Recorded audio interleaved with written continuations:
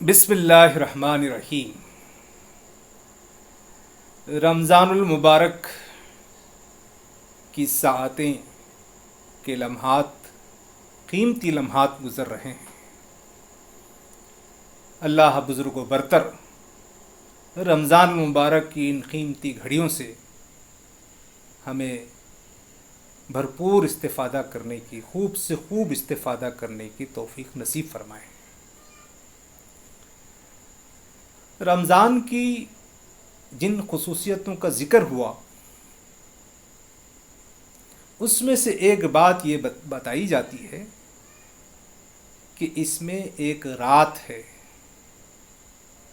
جو 1000 مہینوں کی راتوں سے بڑھ کر خیر اور برکت والی رات ہے۔ تو رمضان المبارک میں اس رات کی کیا خصوصیت ہے کہ جو 1000 مہینوں سے زیادہ بہتر ہے؟ اس کے بارے میں یہ بات کہ وہ رات اس لیے کہ شہر رمضان الذی انزل فیہ القرآن، کہ اس مبارک رات میں، اس مبارک مہینے میں اللہ تعالیٰ نے قرآن مجید کو نازل کیا ہے۔ کسی دوسری جگہ کہا گیا اِنَّا أَنزَلْنَاهُ فِي لَيْلَةٍ مبارک، ہم نے قرآن کو ایک برکت والی رات میں اتارا ہے۔ کہیں پر کہا گیا اِنَّا أَنزَلْنَاهُ فِي لَيْلَةِ الْقَدْرِ، ہم نے قرآن کو شب قدر میں اتارا ہے۔ تو یہ جو رمضان کا مہینہ ہے، اس کی ایک اہم خصوصیت اس مہینے کے اندر قرآن مجید کا نزول ہے۔ اس مہینے میں ہمارے جو کرنے کے کام ہیں، ان کاموں میں سب سے اہم توجہ وہ قرآن مجید سے اپنے تعلق پر ہونی چاہیے۔ یہ رمضان کا مہینہ، روزوں کا مہینہ، تقوی کا مہینہ، قرآن کا مہینہ ہے۔ اس لیے تراویح میں روزانہ شام میں قرآن مجید کو پڑھنے اور سننے کا اہتمام ہوتا ہے۔ اب رمضان کے دوران میں دن کے وقت میں اور رات کے وقت میں، بلکہ وقت کو سنبھال کر ہمیں جو کام انجام دینا ہے، اس میں ایک اہم چیز ہے، وہ تلاوت قرآن ہے۔ ایک مشہور حدیث ہے، ابن عمر کہتے ہیں رسول اللہ صلی اللہ علیہ وسلم نے فرمایا، ان دلوں کو بھی زنگ لگ جاتا ہے جیسے لوہے کو زنگ لگ جاتا ہے، جبکہ اس پر پانی پہنچ جائے۔ عرض کیا گیا یا رسول اللہ، ان دلوں کو جلا، زندگی بخشنے والی کیا چیز ہے، صاف ستھری کرنے والی کیا چیز ہے؟ فرمایا موت کو اکثر یاد کرنا اور قرآن کی تلاوت۔ تو ہم کو رمضان میں روزہ رکھتے ہوئے دن میں جو کھانے پینے اور دوسری مشغولیتوں سے جو فرصت مل گئی ہے، اس میں اہم ترین جو مصروفیت ہونی چاہیے وہ قرآن مجید کی تلاوت ہے۔ اس سے دلوں کا زنگ دور ہوتا ہے۔ ایک صاحب نے لکھا، قرآن مجید کی تلاوت دل کو نرم کرتی ہے اور عقل کو تیز کرتی ہے۔ قرآن مجید کی تلاوت کیسی ہو؟ اس مہینے میں ہم کو اس بات کی کوشش کرنا چاہیے کہ قرآن مجید کو اچھا پڑھیں، صحت کے ساتھ پڑھیں، صحیح تلفظ کی ادائیگی کے ساتھ پڑھیں، صحیح اصول اور قواعد کی روشنی میں پڑھیں، تجوید سے پڑھیں۔ اگر ان امور سے ہم واقف نہ ہوں تو ان کو سیکھنے کی کوشش کریں۔ ایک حدیث مبارک میں نبی صلی اللہ علیہ وسلم نے ارشاد فرمایا، تم اپنی آوازوں سے قرآن کو زینت بخشو۔ اچھی آواز میں، صحت کے ساتھ، صحیح تلفظ کے ساتھ، اچھی آواز میں قرآن مجید کو پڑھنے کی تربیت حاصل کرنا، مشق کرنا۔ یہ رمضان کا مہینہ، یہ قرآن کا مہینہ ہے۔ قرآن کو زیادہ سے زیادہ ہم پڑھنے کی کوشش کریں، صحت کے ساتھ پڑھنے کی کوشش کریں۔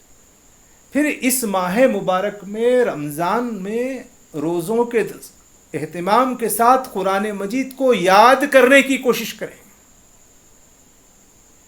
یہ بھی ہمارے صبح و شام کی مصروفیت میں شامل ہونا چاہیے۔ پہلا مرحلہ تو یہ ہو کہ جتنی صورتیں یاد ہیں ان کو دوبارہ ازسر نو، ان کو دوبارہ تازہ کر لیا جائے۔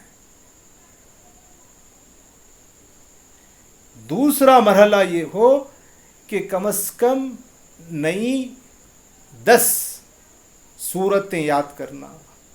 اگر کسی میں اور زیادہ حوصلہ ہو تو کم از کم 30واں پارہ یا 30ویں پارے کا آدھا حصہ یا کچھ منتخب صورتیں یاد کرنا، یا صورتوں کے منتخب حصے یاد کرنا، اس کا فیصلہ کر کے اس کے اوپر محنت کرنی چاہیے۔ نبی صلی اللہ علیہ وسلم نے ایک حدیث مبارک میں ارشاد فرمایا، جس کے اندر قرآن میں سے کچھ نہ ہو وہ ویران گھر کے مانند ہے۔ جس سینے میں قرآن مجید یاد نہ ہو یا قرآن مجید سے کچھ نہ ہو وہ ویران گھر کے مانند ہے۔ تو ہمارے سینوں کو قرآن مجید کی یاد سے، اس کی تلاوت سے، اس کے یاد کرنے سے، اس کے کثرت سے پڑھنے سے مالا مال کرنا چاہیے۔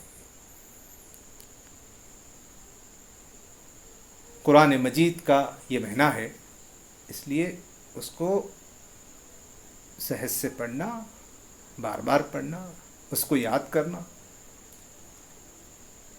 اس کی طرف ہمیں توجہ دینا چاہیے۔ ایک دوسری حدیث میں رسول اللہ صلی اللہ علیہ وسلم نے ارشاد فرمایا، اے اہل قرآن، تم قرآن سے تکیہ نہ کرو، شب و روز قرآن کی تلاوت کرو جیسا کہ اس کی تلاوت کا حق ہے، اسے پھیلاؤ، اسے خوش آوازی سے پڑھو، اور جو کچھ اس کے اندر ہے اس میں تدبر کرو، شاید کہ تم فلاح پا جاؤ۔ اس کے ثواب میں جلدی نہ کرو، اس کا اجر و ثواب تو رکھا ہوا ہے۔ تو قرآن مجید سے جو ہمارا تعلق ہے، یہ رمضان کا مہینہ، روزوں کا مہینہ، تقوی کا مہینہ، قرآن کا مہینہ ہے۔ تو میری تمام دوستوں سے، بھائیوں، بزرگوں، بہنوں سے یہ خواہش ہے کہ اس مہینے کے اندر زیادہ سے زیادہ قرآن مجید کو پڑھنے کی ہمیں کوشش کرنا چاہیے۔ یہاں جو بات ہے قرآن سے تکیہ نہ کرو، اس کا مطلب یہ ہے کہ قرآن سے غافل نہ ہو جاؤ۔ پھر فرمایا گیا شب و روز قرآن کی تلاوت کرو جیسے کہ اس کی تلاوت کا حق ہے. پھر یہاں دوسری تاکید بھی ہے، اسے پھیلاؤ، اس کو عام کرو، اس کو پہنچاؤ. تو یہ رمضان کا مہینہ جو قرآن مجید کے نزول کا مہینہ ہے، اس میں قرآن مجید کی دعوت کو، قرآن مجید کو دوسروں تک پہنچانا، خود مسلمان بھائیوں میں جو لوگ قرآن مجید نہیں پڑھ سکتے ہیں انہیں پڑھنا سکھایا جائے، جو یاد نہیں کیے ہیں انہیں یاد دلایا جائے، جو سمجھ کر نہیں پڑھتے ہیں انہیں سمجھ کر پڑھنے پر آمادہ کیا جائے. اور جو برادران ایسے ہیں، جو ہمارے درمیان میں ایسے انسان ہیں جو قرآن مجید سے واقف نہیں ہیں، ان تک ان کو پہنچایا جائے. یہ مہینہ جو روزوں کا مہینہ ہے، جو تقوی کا مہینہ ہے، جو روزے جو تقوی کی طاقت فراہم کرتے ہیں، جو روزے جو تقوی کی توانائی فراہم کرتے ہیں، اس توانائی کے ذریعے سے قرآن مجید کے اس پیغام کو، اس کے اس مشن کو، اس کی اس تعلیم کو لوگوں تک پھیلانا ہے. فرمایا گیا اسے خوش آوازی سے پڑھو، اور جو کچھ اس کے اندر ہے اس میں تدبر کرو، غور و فکر کرو، سمجھ کر پڑھو.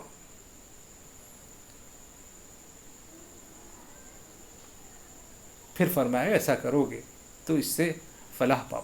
آج ہم کو سوچنا چاہیے کہ کیا ہم اس کی تلاوت کر رہے ہیں، کیا اس کی ہم صحت کے ساتھ تلاوت کر رہے ہیں، کیا ہم اس کی حفظ کر رہے ہیں، کیا ہم اس کو پھیلا رہے ہیں، کیا اس کو ہم سمجھ کر پڑھ رہے ہیں. میں آخر میں ایک حدیث مبارک سناتے ہوئے آج کی گفتگو کو مکمل کروں گا، جس میں فرمایا گیا ہے، نبی صلی اللہ علیہ وسلم نے ارشاد فرمایا ہے،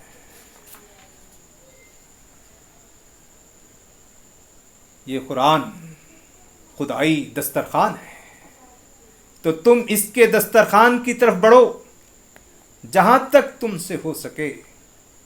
یہ قرآن اللہ کی رسی ہے اور نور مبین ہے اور نفع بخش شفا ہے. اس کے لیے بچاؤ اور محافظت ہے جو اسے مضبوطی سے پکڑے، اور اس کے لیے نجات ہے جو اس کی پیروی اختیار کرے. نہ وہ راہ سے ہٹے گا کہ اس کی فہمائش کی ضرورت پڑے، اور نہ ٹیڑھا ہوگا کہ سیدھا کرنے کی ضرورت پیش آئے. اس کے عجائب کم ہونے کو نہیں، اور نہ وہ کثرت تلاوت سے پرانا ہوتا ہے. اللہ تمہیں اس کی تلاوت پر ہر حرف کے بدلے 10 نیکیاں عطا کرے گا. میں یہ نہیں کہتا کہ الف لام میم ایک حرف ہے، بلکہ الف ایک حرف ہے اور لام ایک حرف ہے اور میم ایک حرف ہے. تو یہ احادیث ہم کو متوجہ کرتی ہے کہ ہر مصروفیت کو ترک کر کے فرائض کی تکمیل کے ساتھ سب سے زیادہ توجہ قرآن مجید سے محبت، تعلق، شغف، پڑھنے، پڑھانے، سمجھنے پر دینا چاہیے.